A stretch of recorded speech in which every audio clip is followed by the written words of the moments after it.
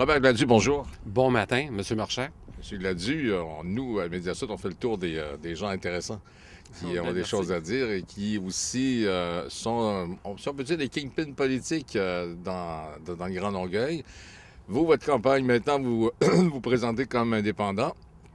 Comment va la campagne électorale? Présentement, ça va très bien. Ce qui vient me chercher, par exemple, faut être honnête, là, quand tu t'occupes de la pauvreté, comme quand on s'occupe justement de la croisée de Longueuil, la Casa Monseigneur-Hubert aussi, avec l'Église Saint-Georges, on fait un petit bazar, c'est quand tu t'en vas dans un autre secteur où ce que tu réalises qu'il y a 2 fois plus de pauvreté, c'est sûr que ça vient me chercher. J'ai eu des interventions à des places, là, je vais dire, là, c'est vraiment vrai que la pauvreté est là. Oui, hein? Puis après ça, on se questionne à savoir pourquoi que la pauvreté est là. La pauvreté est là pour deux bonnes raisons. Moi, je pense qu'à un moment donné, là, les surtaxes qu'on a eues des derniers 4 ans, qui a fait en sorte qu'on avait une des villes les moins taxées au Québec, Ouais, puis qu'en 4 ans, on a remonté un rôle d'évaluation de certains propriétaires, où à ce moment-là, il y avait 15 d'augmentation. Puis quand tu dis que tu remontes des rôles d'évaluation puis des doubles taxations, puis en même temps, ces propriétaires-là, eux autres, ils n'ont pas le choix de refiler aux locataires. Fait qu'un loyer qui est à 425$ est rendu à 725$, pas chauffé, pas éclairé. Mais pendant ce temps-là, les petites familles, là, ils n'ont pas eu 15 d'augmentation sur leur salaire. Puis eux, à ce moment-là, là, tu vois vraiment là, que dans le milieu social, là, eux ont vraiment de la difficulté. Puis à ce moment-là, ils se ramassent dans des... puis quand on parlait à un moment donné qu'on avait des dames qui restaient dans un sous-sol de maison où l'appartement A, B, C, D, là, il y en a plusieurs loyers qui sont faits réorganisés pour répondre à besoin de la clientèle. Puis à ce moment-là, là, c'est vraiment pas ouais. des vrais loyers qui sont vraiment bien. Là. Ouais, mais vous, quelle solution vous auriez devant un tel fait, en passant par la Société d'habitation de Longueuil pour aider ces gens-là ou quoi, là? Écoutez, on a bâti 2125 loyers à prix modique. On a réussi à aller chercher justement des propriétaires où avec Québec, on a réussi à avoir des subventions pour les amener à justement à utiliser des Ouais. loyers qui étaient disponibles sans qu'on ait à bâtir des bâtisses. Mais je dois dire, depuis 4 ans, là, il ne s'est rien bâti à Longueuil, à part ce que nous, on a réussi à faire, ce que moi, j'ai été piqué comme président de l'Office municipal de Longueuil, où ce qu'on a vraiment fait des beaux HLM, même si vous regardez sur le bord de l'eau. Je me souviens qu'un 22 décembre, j'avais été chercher une subvention à Québec pour être capable justement de tout renouveler ces vieux Oui, blocs qui oui. étaient sur le bord de l'eau. Oui. Regardez, aujourd'hui, ça a l'air des condos, on ne sait même pas que c'est des HLM. Oui. La même chose quand j'ai signé un acte notarié sur chemin Chambly pour le fameux bloc qui est juste en face du salle de billard, qui va pour des dames seules, des 3,5. Fait que c'est le fait qu'on est capable, si on veut, dans le prochain mandat, d'aller chercher justement là, des propriétaires qui ont eu une augmentation au niveau de leur loyer, qui fait en sorte qu'ils sont subventionnés. On est capable d'amener des gens qui vont être capables de payer la moitié du loyer, puis qu'on va être capable de les remplir. Donc, finalement, votre but, c'est d'aider les gens de votre district, les gens qui sont les moins bien nantis, à pouvoir avoir accès, évidemment, à un loyer, un logement accessible, abordable au niveau du prix et de qualité. C'est un peu ce que vous donnez comme objectif, ça? Ça, oui, c'est un bon objectif. Puis en même temps, être capable de se lever debout, là, pour être capable de dénoncer des taxes surélevées. On va vous donner un exemple. On n'avait pas mis des taxes pour des chats. Ça n'existait pas. Puis quand on voit aujourd'hui que si vous avez un chat à l'intérieur, là, Ouais. c'est 5$ pour un chat qui a été opéré, puis 10$ pour un chat qui ne l'a pas été. Mais pendant ce temps-là, on ne s'occupe pas des 10 000 chats qui sont à l'extérieur, qui pendant ce temps-là, ils n'ont pas de licence, puis qui se promènent. Fait que c'est une autre sorte de taxation qui est déguisée. La même chose au niveau des chiens. On a parti de 15 on s'est monté à 35 Puis pour toutes sortes de raisons qui sont des fois, là, tu te poses des sérieuses questions. Ouais. Puis quand on parle des compteurs d'eau, on parle de compteurs d'eau, on a mis dans les maisons neuves, on a mis les organisations au niveau du commercial. Mais ce qui vient me chercher, c'est que on veut le faire aussi dans nos maisons privées. Puis dans nos maisons privées, je m'excuse, quand on voit le compte de taxe, c'est marqué qu'il y a une taxe qui va pour l'eau. Fait qu'on n'a pas à rajouter une surtaxe qui va être un compteur d'eau. Puis je vous le dis, je vais me lever pour être capable d'organiser ça de façon à ce qu'on réalise qu'il y a... Puis de voir des fois qu'on fait des mauvais placements. L'exemple, quand on parle du marché public, le marché public où on a scrappé 3 terrains de soccer. Puis quand je me suis occupé comme président des sports et loisirs de Longueuil, l'arrondissement, puis vice-président à la grande ville, on s'est battu pour créer justement des espaces de jeu pour des enfants, pour que Oui, tout mais le ça, monde... oui. Mais M. Gladu, ces terrains-là, plus personne ne les utilisait de toute façon, Non, là. non, mais attendez, non. Je veux vous dire qu'on a assisté à des tournois qui étaient vraiment très bien utilisés. Parler à ces gens-là qui allaient là, puis vous allez voir que c'est vraiment utilisé. Mais de faire un marché public qui fait en sorte qu'on n'est pas en mesure justement de le rentabiliser, puis qu'en même temps, on réalise que les accès sont vraiment difficiles. Allez pas là jeudi soir, vendredi soir, samedi, puis le service d'autobus qui fait en sorte que c'est pas fonctionnel. On s'entête à vouloir bâtir puis agrandir justement ce terrain, ce marché public. Alors ça, c'est un mauvais choix d'après vous, mais Très vous mauvais l'auriez choix. vu où, finalement? Moi, je vous dis ce que je l'aurais vu. On a réussi à acquérir les terrains de Pratt et Whitney juste sur la face de la rue d'Auvergne, avec la rue Saint-Charles, à côté de Roland-Terrien. Cet espace-là, regardez bien ce qu'on l'aurait géré. On aurait pris cet espace-là, on aurait fait le marché public de ce côté-là. On aurait demandé à l'UPA, puis qui présentement demande toujours des licences à tous les étés pour faire le petit marché public. On aurait demandé à l'UPA de gérer justement les infrastructures qui auraient été mises là pour l'UPA avec ses maraîchers. À partir de là, on aurait eu des clients, puis des bons clients. Moi, je peux vous dire, j'en connais, là, Pratt et Whitney, 3500 employés qui sortent de là, qui auraient vraiment servi. La RTL, qui a au-dessus de 1000 employés, qui est sur l'autre côté. Vous avez la même situation avec tous les emplois, les 15 000 emplois autour de l'aéroport de Saint-Hubert. Ces gens-là aussi, ils peuvent arrêter au marché et prendre ce qu'ils ont besoin, En tout cas, si vous dites qu'il y a 15 000 emplois à l'entour de l'aéroport de Saint-Hubert, là, je suis curieux de savoir ce qu'ils sont, parce qu'à part des policiers qui sont là, puis l'hôtel de ville qui est là, ça fournit quoi? Tandis que là, vous avez un secteur là, qui est de l'autre côté, qui est vraiment accessible, puis en plus, en finissant, vous avez la masse de population qui est de ce côté-là, qui est dans le Vieux-Longueuil. On est vraiment la masse qui est là, puis moi, je peux vous dire que la masse est là. Est-ce qu'il ne faudrait pas deux marchés? Parce qu'il y a une masse quand même relativement éloignée du Vieux-Longueuil, et même du point dont vous parlez, quand on part de Saint-Hubert. Ce serait exactement la même problématique pour les gens de cet arrondissement-là. Est-ce qu'il ne faudrait pas deux marchés compte tenu de la grandeur du territoire? Moi, je m'excuse, non, mais j'aurais pas fait deux marchés. Je n'aurais fait un accessible avec une étude de marché qui aurait démontré comme quoi que l'accessibilité puis la rentabilité d'un marché aurait dû être faite à cette place-là. Puis après ça, voir que c'est qui va se passer. Ouais. Mais on regarde l'environnement de l'autre côté. Puis quand on sait qu'on a rapetissé le chemin Chambly, où ça a coûté 7 millions de déficit, parce qu'on l'a fait à 2 reprises pour vouloir mettre une piste cyclable. Puis pendant ce temps-là, les usagers sont vraiment pas de bonne humeur. Puis quand tu fais de porte-à-porte, on se le fait dire. Puis quand on réalise aussi que les autobus pètent des miroirs parce que c'est pas assez large, puis que ça va être beau cet hiver, puis les camions, c'est pas de... En tout cas, moi je trouve que la rentabilité de l'avoir mis là, avec la difficulté de traverser justement la 116, qui a aucun overpass, c'est pas accessible.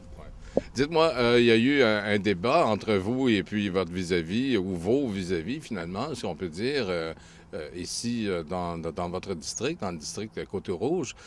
Et il semblerait, selon des informations publiées par Maurice Giroux d'ailleurs, qui est notre collègue, que vous auriez aimé, possiblement après l'élection avec les indépendants élus, refaire renaître le Parti municipal de Longueuil. C'est vrai cette histoire-là? Monsieur Marchand, moi, je peux vous dire que j'avais même une personne qui était avec moi qui prenait les notes pour tous les questionnements de l'équipe.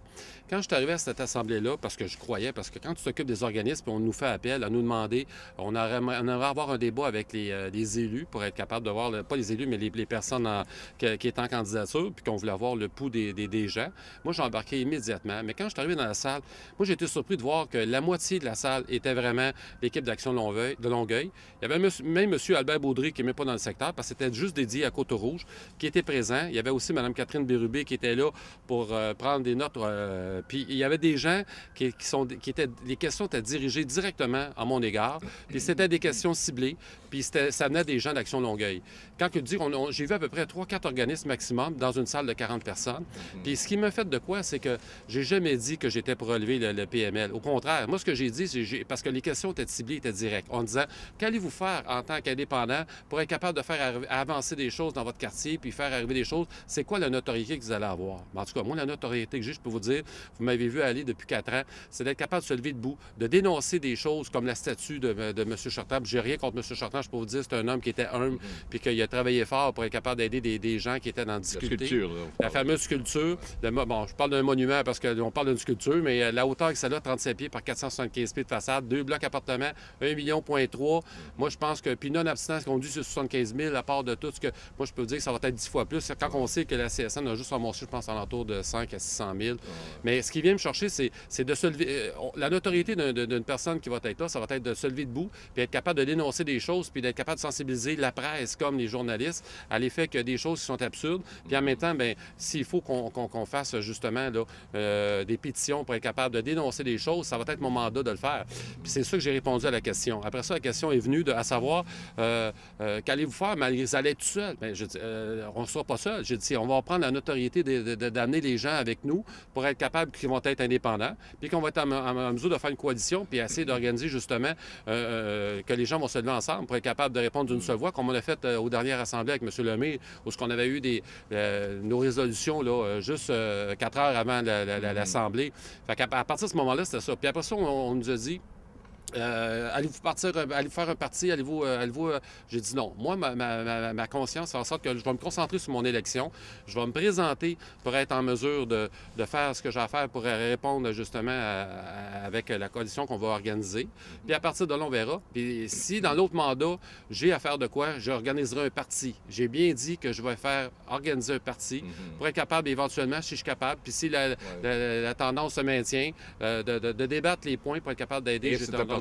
Alors, c'est à partir de ce moment-là qu'ils ont cru que... nouveau parti. Okay. Bon, moi, je pense qu'ils ont cru. Je pense qu'ils cherchaient plus à ce que je leur dise que c'était pour être capable de... Mais c'était pas une méchante idée de dire... C'était pas quand même une méchante idée stratégique de dire que vous aimeriez peut-être faire renaître le PML. La simple et bonne raison qu'il y a quand même plus de 40 de la population qui ont voté pour le PML en 2009. Il y a encore un résidu, en fait, de ce corps électoral-là en faveur de ce que le PML a déjà fait dans le passé et de l'existence du PML. C'était pas nécessairement un mauvais choix que vous auriez fait si ça avait été le cas, là. Oui, mais le fait de dire des choses que tu n'as pas dit, moi, je m'excuse, là. Puis en plus, M. Giroux, je l'aime bien, donc, là. c'est du oui-dire, c'est ce que vous me dites, c'est plus que du oui-dire. Ouais. Il n'y avait aucun journaliste sur place. Un moment donné, on m'a dit que M. Marchand a écrit. Après ça, on m'a dit M. Giroux. Il n'y avait personne dans la salle, à part que Mme Bérubé qui était là, qui était l'attachée de la mairesse, avec la moitié de la salle qui était d'Action Longueuil. Fait qu'il n'y avait rien qui était fait.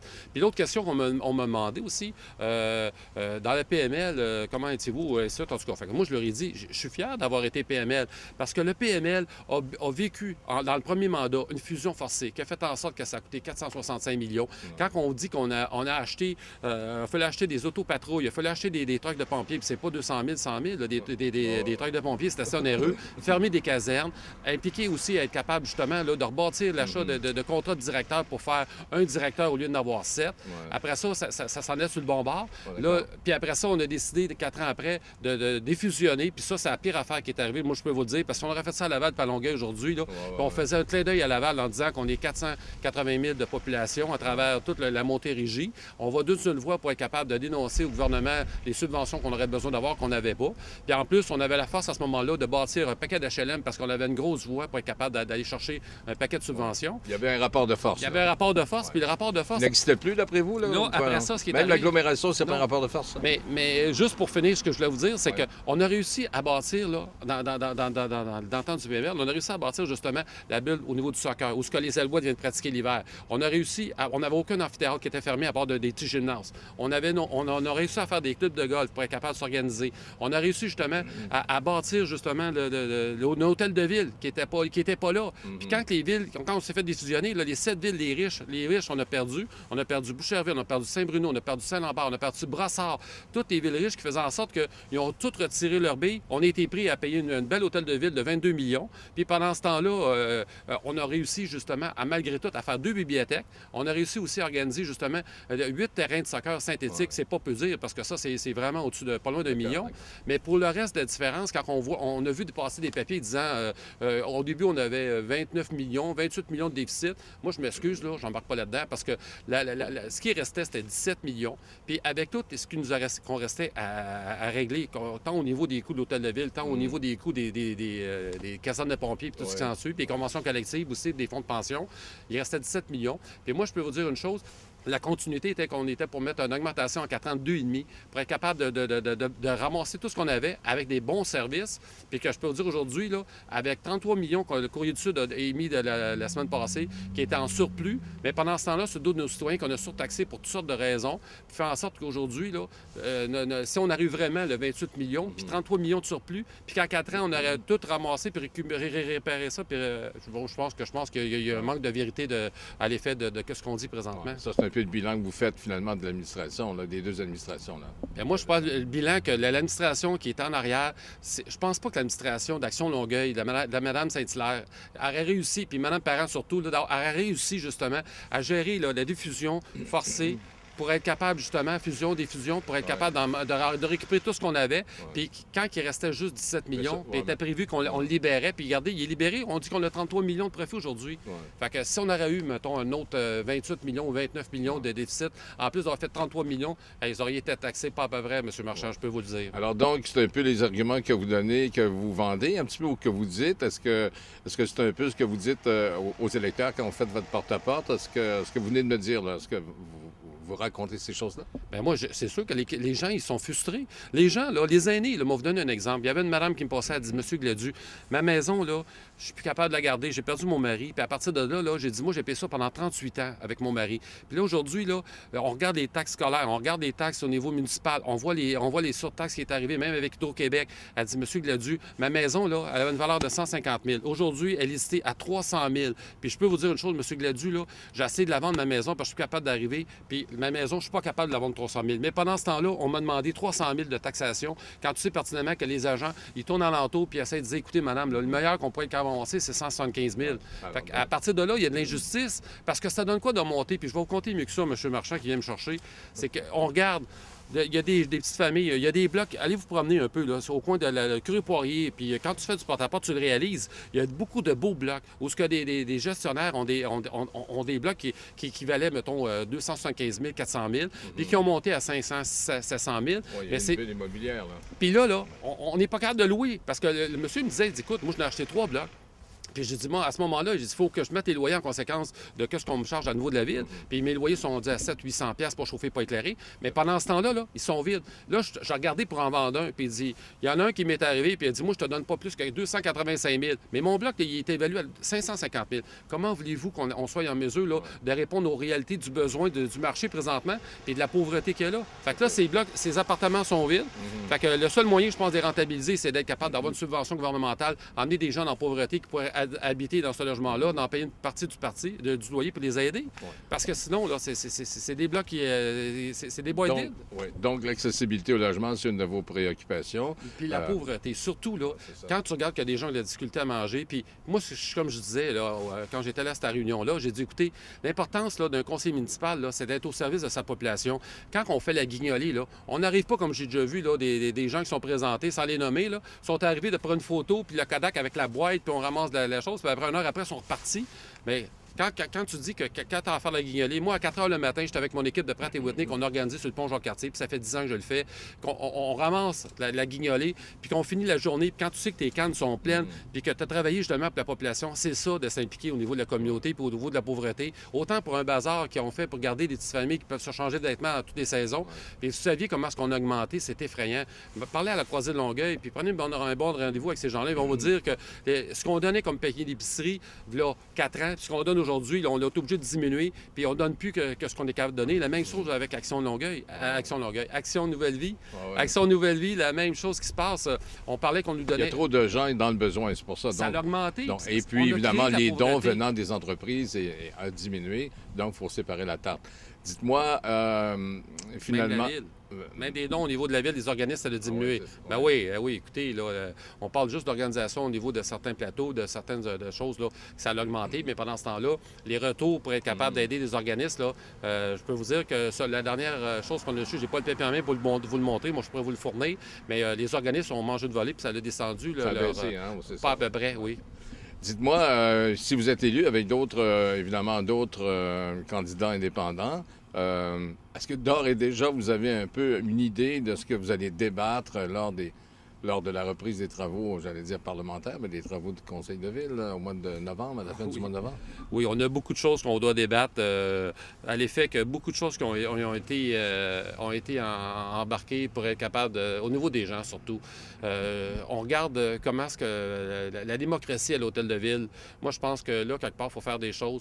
Puis je veux débattre aussi les subventions qui sont données à des journalistes. Pas à des journalistes, mais à des médias, si vous voulez.